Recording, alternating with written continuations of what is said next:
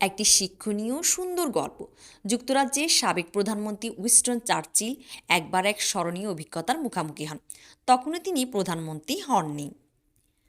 রাজনীতিতে সদ্য প্রবেশ করা এই মানুষটি তখন তার অসাধারণ বক্তৃতার জন্য দ্রুত পরিচিত হয়ে উঠেছেন।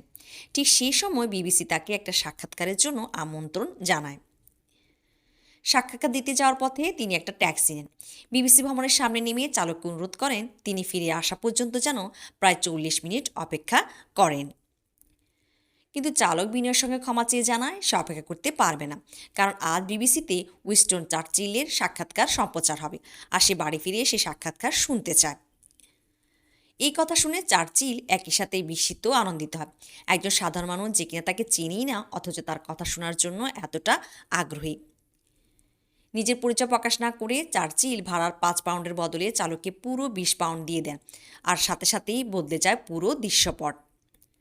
ট্যাক্সি চালক সঙ্গে সঙ্গে বলে ওঠেন, স্যার, আপনি ফিরে না আসা পর্যন্ত আমি প্রয়োজনে 1 ঘন্টা অপেক্ষা করব।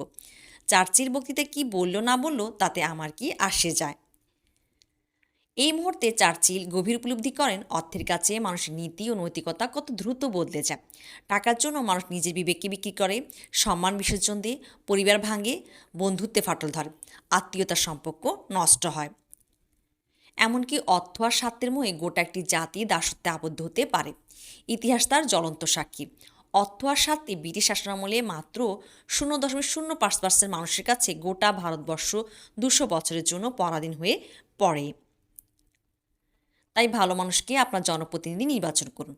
তা না হলে সামান্য স্বার্থ আর লোভের খেলায় হাতে গোনা নির্বাচিত জনপ্রতিনিধির কাছে গোটা জাতি দাসে পরিণত হতে পারে।